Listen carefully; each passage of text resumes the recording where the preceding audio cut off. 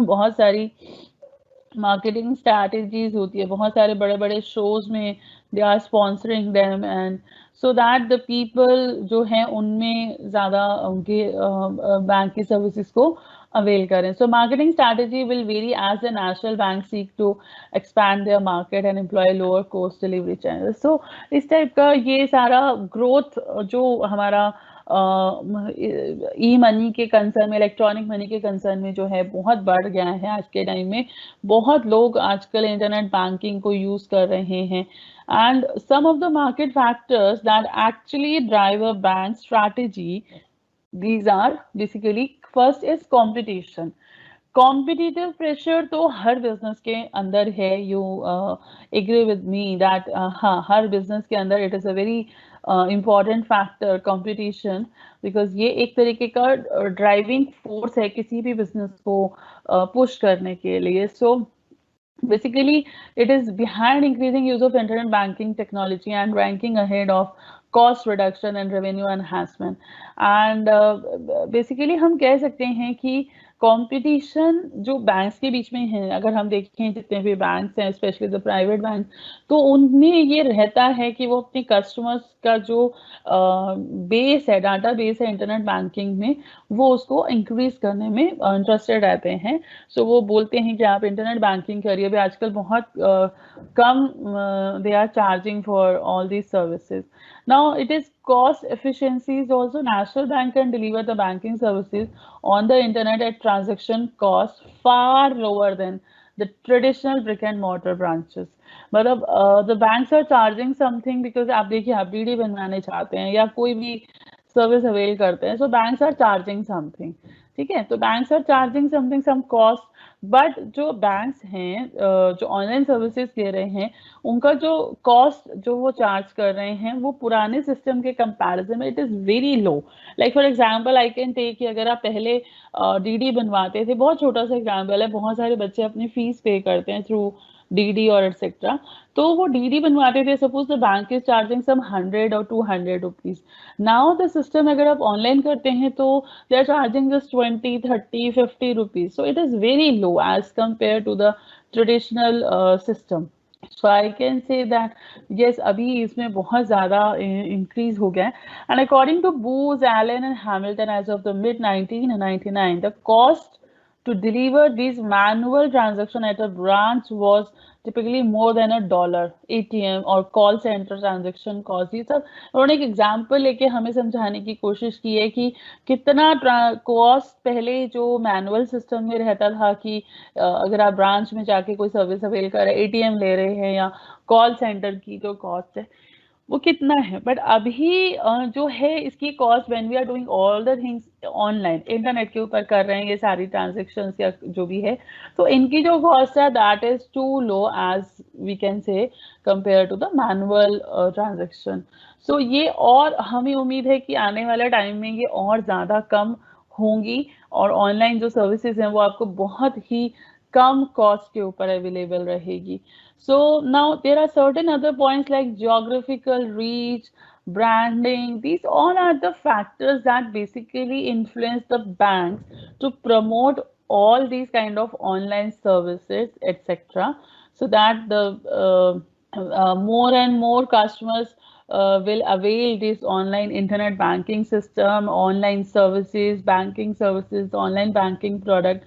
Like customer demographic, आप समझ सकते हैं कस्टमर जो होते हैं वो एक एरिया में तो नहीं है ना, वैसे वो अलग अलग जगह पे हैं, अलग अलग एरियाज में हैं. सो अगर वो एक पर्टिकुलर बैंक की सर्विसेज को अवेल कर रहे हैं, सो कैसे वो उनको कर सकते हैं. Now types of internet banking बहुत टाइप की, एक नेशनल है, एक आपका इंटरनेशनल रहेगा. इंटरनेशनल जो रहता है basically like if I want to transfer some money to my one of my relative who is actually in US or UK, so bank हम लोगों को कैसे इसमें हेल्प कर सकता है, कैसे जल्द से जल्द मैं पैसे ट्रांसफर कर सकती हूँ, या मैं कैसे कोई भी अपना बेनिफिट इंटरनेशनल लेवल पर ले सकती हूँ। सो बैंक्स इसमें भी हमें आज के टाइम में जो ये ऑनलाइन मनी का सिस्टम है, इंटरनेट बैंकिंग का सिस्टम है, इसमें बहुत हेल्प हो रही है। अगर आप बच्चों ने सुना हो, अगर आपको भेजना होता था पहले तो it takes lot of time and lot of cost and बहुत इशू होता था, बट अभी it is very easy and the risk is also low and जो बेसिकली सिस्टम है वो बहुत आपको सपोर्ट करता है इसमें। So now the second is the communicative. This type of internet banking system allows some interaction between the bank and the customer. Like आपको mails आती हैं कि आपका जो अकाउंट है उसमें इतना पैसा है, आपसे आपको अगर कोई लोन लेने में इंटरेस्टेड हैं या आपको कोई अपडेट देना चाहते हैं, सो वो आपको कॉन्टिन्यूसली मिलता रहता है, जबकि पहले ऐसा सिस्टम हमें नहीं देखने को मिलता था। Now, this level of internet banking allow customer to execute transactions easily. क्योंकि अब एक एग्जिट करता है सर्वर पर पाथ, तो वो आपके लिए इजी हो जाता है ना। बट जहां हम देख रहे हैं इतने सारे हम कह रहे हैं कि बेनिफिट्स हैं, आप कहीं भी बैठे हैं, आप कहीं भी मनी ट्रांसफर कर सकते हैं, आपको इतने सारे बेनिफिट्स मिल रहे हैं, तो वहां पे बच्चे बहुत सारे रिस्क भी हैं। देखिए, रिस्क के बिना हम बार बार जब कहते हैं कि आप ऐसा नहीं करें, तो किस टाइप के रिस्क हम लोगों को बेसिकली इंटरनेट बैंकिंग में या ऑनलाइन बैंकिंग या इलेक्ट्रॉनिक मनी के कॉन्सेप्ट में देखने को मिलते हैं। बेसिकली रिस्क चैलेंजेस हैं ये for the banks also. So basically यहाँ पर there are 9 defined categories of risk for bank supervision purpose. Basically, these are credit risk, interest rate, liquidity risk, price risk, foreign exchange risk, transaction compliance risk, strategic risk and reputation risk. मैंने सारे risk को एक एक दो slides की help से समझाने की कोशिश की है कि किस टाइप के ये रिस्क होते हैं, किस टाइप के ये चैलेंजेस होते हैं फॉर द बैंक, किस तरह से वो इसको ओवरकम करते हैं। सो ये आप बच्चे यहाँ समझ सकते हैं that credit risk is the risk to earning or capital arising from the obligator's failures to meet the term of any contract with the bank or otherwise to perform as agreed. It is found in all the activity. जैसे आप credit देते हैं, किसी को loan देते हैं, तो आपके पास रिस्क रहता है कि आपको वहां से कितना मिलेगा कि नहीं मिलेगा। तो इस टाइप की जो भी चीजें रहती हैं वो हमारे यहाँ पर ये हम इसको क्रेडिट रिस्क में कवर करते हैं। सो अगर आप कोई भी इन्वेस्ट कर रहे हैं, कॉन्ट्रैक्चुअल एग्रीमेंट्स हो रहे हैं, बैलेंस शीट में अगर आप कर रहे हैं, तो internet banking basically it provide the opportunity for bank to expand their geographical range.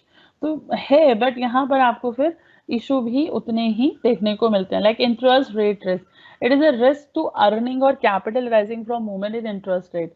अगर आप इकोनॉमिक परस्पेक्टिव से देखें तो बैंक्स को जो इंटरेस्ट रेट आपने सुना होगा कम हो गया है, लोन्स के ऊपर कम हो गया है, या जो बैंक चार्ज कर रहे हैं वो कम हो गया है, बट कितना उनको, because they are actually taking interest, अगर वो नहीं इसको मेंटेन करते हैं तो फिर उनको भी कुछ अर्निंग नहीं है।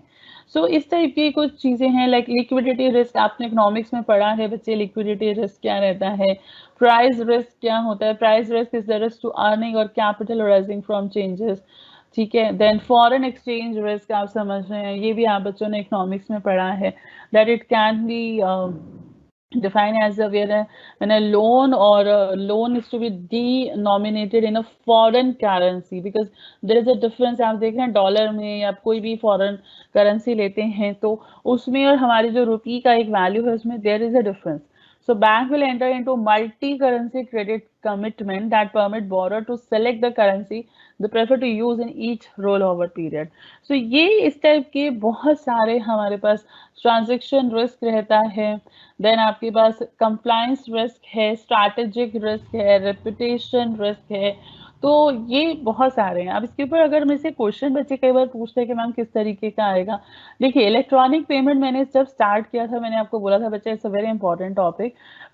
ये जो पूरा ही सब्जेक्ट है ये सिर्फ एक सब्जेक्ट की तरह ना पढ़ के अगर आप इसे एक नॉलेज गेन करने के कॉन्सेप्ट से भी पढ़ें तो आपके लिए बहुत अच्छा है, क्योंकि आज के टाइम में एवरीथिंग इज ऑनलाइन, डिजिटलाइज हो चुका है।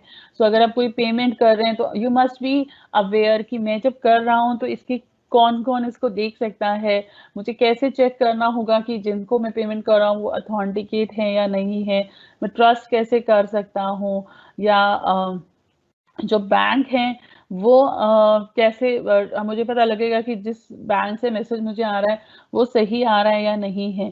तो इस तरीके की जो चीज़ें हैं वो भी आप यहाँ पर आज की जो लेक्चर है, आज का जो प्रेजेंटेशन रहा है, इसमें आप सीख रहे हैं।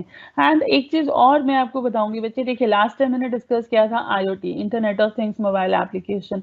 हर एक कॉन्सेप्ट ऐसा है जो हमारी लाइफ से जुड़ा हुआ है, चाहे आप टेक्नोलॉजी वाइज बहुत ज़्यादा अपग्रेड हैं या नहीं हैं, आप कहें हम तो बहुत ज़्यादा यूज़ नहीं करते या हम नहीं इतना टेक्नोलॉजी ड्रिवन है, बट आपकी लाइफ आज के स्पेशली आज के टाइम में टेक्नोलॉजी पे बहुत ज़्यादा है। आप हर चीज़ जो है खरीद रहे हैं, कहीं ना कहीं पेमेंट कर रहे हैं, फ़ोन्स के रिचार्जेस हैं, इलेक्ट्रिसिटी का पेमेंट है, बहुत सारी चीज़ें हैं जो हम ऑनलाइन कर रहे होते हैं।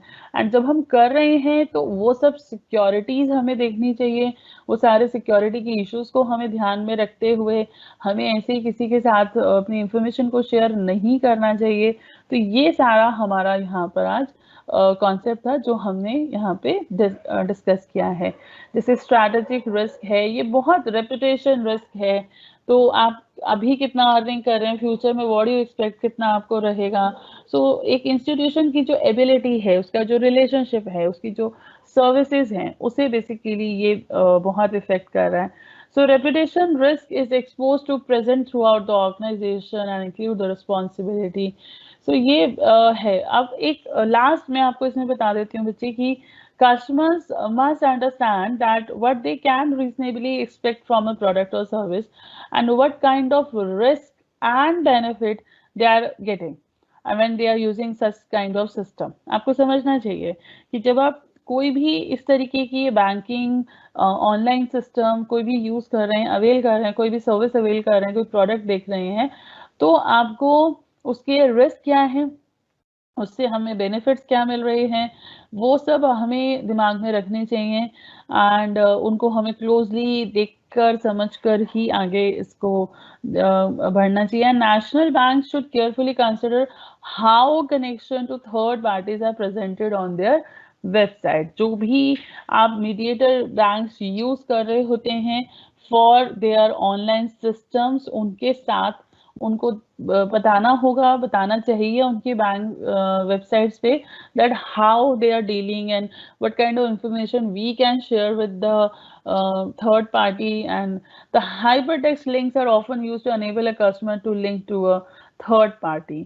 सो इस टाइप के आपने देखा है कई बार आपको पेमेंट के लिए लिंक आता है, तो आप उसको क्लिक करते हैं तो डायरेक्ट आपको आपकी पेमेंट की वेबसाइट पर लेकर जाता है। सो इस टाइप के लिंक्स आपके लिए अवेलेबल रहते हैं।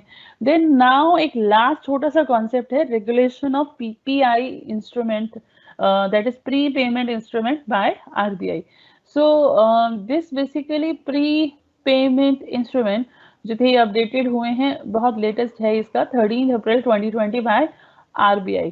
तो ये हम लोगों का बहुत एक है कॉन्सेप्ट, बट अभी तो due to shortage of time मैं इसको कवर नहीं कर रही हूँ। फॉर श्योर मैं नेक्स्ट क्लास में देखती हूँ कि इसको मैं कवर करूँ।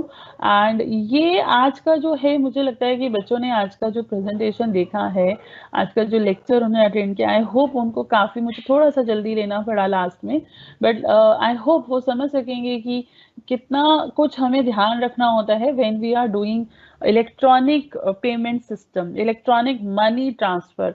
अगर आप पैसे ट्रांसफर कर रहे हैं ऑनलाइन, इंटरनेट बैंकिंग यूज कर रहे हैं, खरीद रहे हैं, बिल्स पे कर रहे हैं, तो बेनिफिट्स तो हैं फॉर श्योर। आप कभी भी कहीं भी बैठ के किसी भी टाइम पर पेमेंट्स कर सकते हैं और किसी को भी कहीं भी बैठ के पैसे भेज सकते हैं, मंगवा सकते हैं, कोई भी सर्विसेज अवेल कर सकते हैं, but there are issues also. तो वो चीज़ों को आपको समझना होगा, उनका ध्यान रखना होगा। तो ये बहुत सारे कंसर्न होते हैं जो आज हमने अपने प्रेजेंटेशन में डिस्कस किए हैं। आई होप बच्चों को समझ आया होगा। जो भी उनके डाउट्स हैं प्लीज आप क्वेश्चन आंसर सेक्शन में पोस्ट करिए। मैं अभी आपके डाउट्स ले रही हूँ बच्चे। अगर आपको लगे कि हमें अभी भी क्लियर नहीं हुआ है, सो आप मुझे बता सकते हैं। मैं फॉर श्योर आपकी नेक्स्ट क्लास में उसको और बेटर तरीके से क्लेरिफाई कर